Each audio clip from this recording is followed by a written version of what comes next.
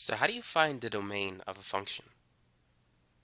So consider the function 2x minus 7. What is the domain of this function? What is the list of all possible x values that can exist in this function? Whenever you have a linear function like the one that's listed, the domain is all real numbers. So in interval notation, x could be anything. It could range from any value from negative infinity to positive infinity. Likewise, if you have a quadratic function like x squared plus 3x minus 5, the domain is still all real numbers. Or if you have a polynomial function such as 2x cubed minus 5x squared plus 7x minus 3, the domain is the same, it's all real numbers. So if there are no fractions or square roots, if you just have a simple polynomial function, this is going to be the domain. Now what about if we have a rational function? Let's say if we have a fraction, like 5 divided by x minus 2. How can we find the range, not the range, but the domain of this function? In this function, x could be anything except a value that's going to produce a 0 in the denominator. So for instance, x minus 2 cannot equal 0. So therefore, x can't be positive 2. Because if you plug in 2 minus 2 is 0. And whenever you have a 0 in the denominator, it's undefined, you can have a vertical asymptote. So for rational functions, set the denominator not equal to 0. And then you could find the value of x. So how do you represent this using interval notation? So if we draw a number line, x could be anything except 2. So at 2, we're going to have an open circle. It can be greater than 2, or it can be less than 2. All the way to the left, you have negative infinity. All the way to the right, positive infinity. So for the left side, x could be anything from negative infinity to 2, but not including 2. Or it could be anything from 2 to infinity. And so that's how you can write the domain using interval notation for this example. Let's try another example. Let's say if we have 3x minus 8 divided by x squared minus 9x plus 20. So we have another rational function as seen by the fraction that we have. So what we need to do, just like before, by the way, you could try this problem if you want to. We need to set this not equal to 0. So x squared minus 9x plus 20 cannot equal 0. So how can we find the x values that will produce a 0 in the denominator? What we need to do is we need to factor this trinomial. So what you want to do is you want to find two numbers that multiply to 20 but add to the middle coefficient negative 9. So we know that 4 times 5 is 20, but they add up to 9, so we have to use negative 4 and negative 5, which still multiplies to a positive 20 but add up to negative 9. So therefore x minus 4 times x minus 5 cannot equal 0. So we can say that x minus 4 cannot be 0 and x minus 5 cannot be 0. In the first one, let's add 4 to both sides.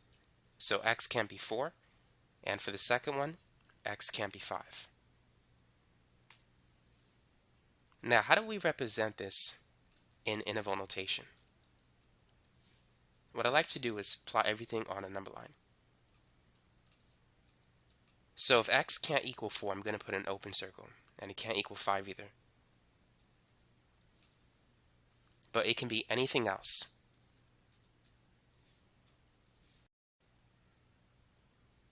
So now let's write the domain. So from this section, it's from negative infinity to 4, but it doesn't include 4. And then union, we have the second section, which goes from 4 to 5. And then union, the last section, which is 5 to infinity. So x could be anything except 4 and 5. Now what about this example? 2x minus 3 divided by x squared plus 4. go ahead and find the domain. So let's begin by setting x squared plus 4 not equal to 0. So if we subtract both sides by 4, we'll get this: x squared cannot equal negative 4. Now, this will never happen. Whenever you square a number, you're going to get a positive number, not a negative number. For example, 3 times 3 is 9. Negative 3 times negative 3 is positive 9. So x squared will never equal negative 4. So therefore, regardless of what x value you choose, the denominator will never be 0. If you plug in 2, your denominator will be 2 squared plus 4, which is 8. If you plug in negative 2, it's still going to be 8. If you plug in 0, it's going to be 4. It will never equal 0 in the denominator. So therefore, for this particular rational function, it's all real numbers. The domain is from negative infinity to positive infinity. Now, what if you encounter a square root problem? So for example, what is the domain of the square root of x minus 4? How can we find the answer? Now, for square roots, or any radical where the index number is even, you cannot have a negative number on the inside. If it's odd, it could be anything. It's all real numbers.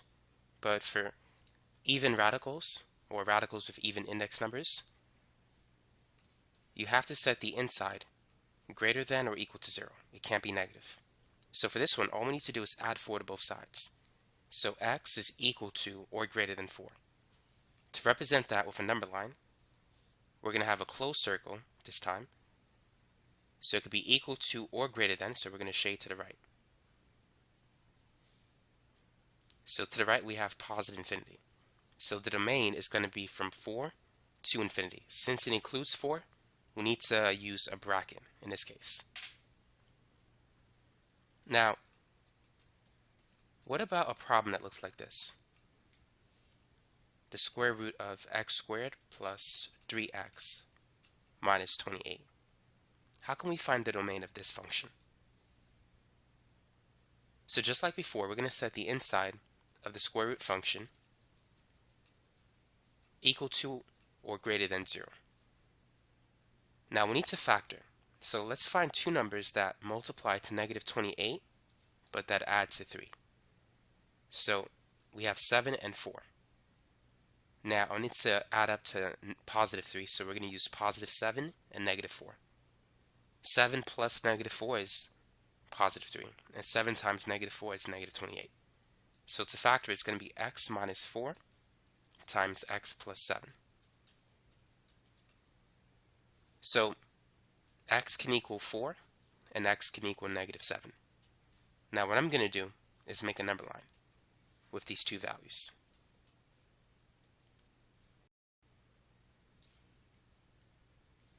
Now negative 7 and 4 are included, so let's put a closed circle. Now for this type of problem, we need to be careful. We need to find out which of these three regions will work. So we need to check the signs. We need to see which one is positive and which one's negative. So let's check this region first.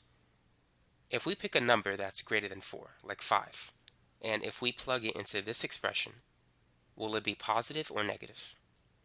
Well, if we plug in 5, 5 minus 4 is a positive number, and 5 plus 7 is a positive number. When you multiply two positive numbers together, you're going to get a positive result. Now, if we pick a number between negative 7 and 4, let's say 0, and plug it in, 0 minus 4 is negative, 0 plus 7 is positive. A negative number times a positive number is a negative number. So if we choose any number in this region, it's going to give us a negative result. Now, if we choose a number that's less than negative 7, like negative 8, negative 8 minus 4 is negative, negative 8 plus 7 is negative. When you multiply two negative numbers, you're going to get a positive result. Now, we can't have any negative numbers inside the square root symbol. So therefore, we're not going to have any solution in that region. So therefore, we should only shade the positive regions. So now we can have the answer. So x can be less than -7, that's to the left, less than or equal to -7, or x can be equal to or greater than 4. Now to represent this using interval notation, it's going to be from -infinity to -7, and then union, we're going to start back up at 4 to infinity. And we need to use brackets at -7 and 4, because it includes those 2 points. We have a closed circle there. So that's how you could find the domain of this type of function. Now sometimes you may have a fraction with a square root. So what do you do if the square root is in the denominator of the fraction? Now, if the square root was not in the denominator, we would set the inside equal to and greater than 0. But we can't have a 0 in the bottom of a fraction, so this time we can only set the inside just greater than 0. So x has to be greater than -3. So the domain is simply going to be from -3 to infinity, but not including -3. Now let's consider another example.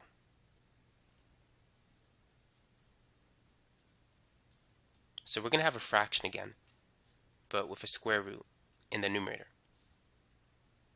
What do you think the domain for this function is going to be?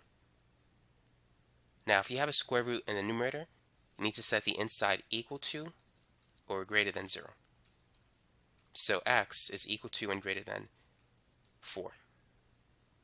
Now we know that in a denominator we can't have a 0.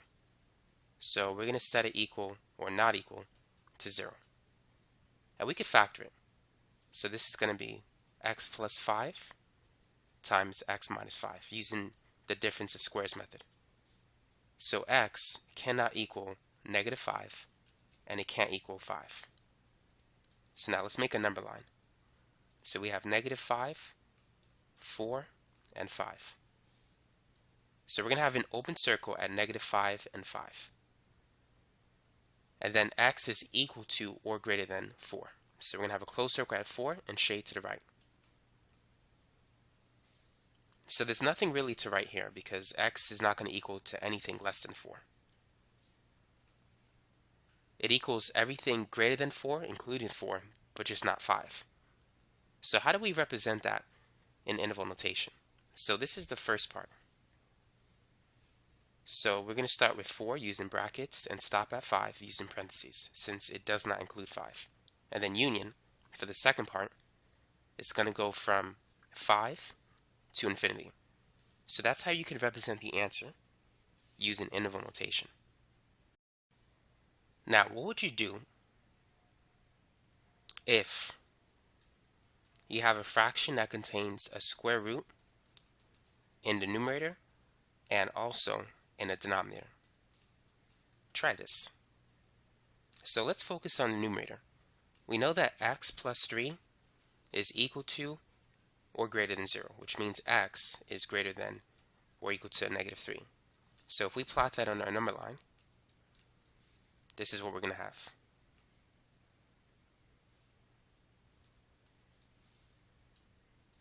So it's from -3 to infinity. Now let's focus on the square root in the bottom. So we know that x squared minus 16 has to be only greater than 0, but not equal to it, because if it's on the bottom, it can't be 0. So if you have a square root on the top, you set it equal to and greater than 0. If it's on the bottom, simply just greater than 0. So what we need to do first is factor this expression. It's going to be x plus 4 and x minus 4. So x can't be -4 and x can't be 4. But it can be equal to values in between. So we're going to make a second number line. Now the reason why I can't equal it is because we don't have the underline symbol. It's only greater than 0 but not equal to 0. So let's start with an open circle at -4 and 4. Now whenever you have like two circles on a number line due to a square root function, I like to do a sign test to find out which regions it's going to be negative. In this example, it's going to be positive above negative 3, but negative below negative 3. Now let's plug in some numbers. So if we plug in a 5 to check the region on the right, 5 plus 4, using this expression, that's going to be positive, and 5 minus 4 is positive. So two positive numbers multiplied to each other will give us a positive result. If we plug in 0, 0 plus 4 is positive, 0 minus 4 is negative. So positive times a negative number is a negative number. And if we plug in negative 5 to check that region, negative 5 plus 4 is negative, negative 5 minus 4 is still negative. Two negative numbers will multiply and give you a positive result. So now what should we do at this point? Now we know that we can't have any negative numbers inside a square root symbol. So it's not going to be anything between negative 4 and 4. So for the square root on the bottom, x can be greater than 4, and it could be less than negative 4, but nothing in between. So now what we need to do is find the intersection of these two number lines. We got to find out where it's true for both functions. So I'm going to create a hybrid number line. So I'm going to put negative 4, negative 3, 4, and infinity, and negative infinity as well. So looking at the first one, it's not going to work if we have anything that's less than negative 3. So therefore, we should have nothing on the left side. So this is going to be irrelevant because it's true for the second part, but it doesn't work for the first one. Now, we're not going to have anything between negative 3 and 4 because this is an empty region between negative 3 and 4. Even though it works for this one, it doesn't work for the second one. So therefore, the answer has to be from 4 to infinity. This region is true for both number lines. This region here applies to this number line and also this one as well. Because somewhere between negative 3 and infinity, there's a 4. Now it has to be an open circle, not a closed circle. So 4 to infinity overlaps for this function on top, the square root on top, and also the square root on the bottom. So that's going to be the answer. The domain is going to be 4 to infinity. So if you have two square root functions in a fraction, you need to make two number lines separately and find a region of intersection where it's true for both number lines. And so in this example, that's from 4 to infinity. And so that's how you do it. So now you know how to find the domain of a function, such as linear functions, polynomial functions, rational functions, and also square root functions.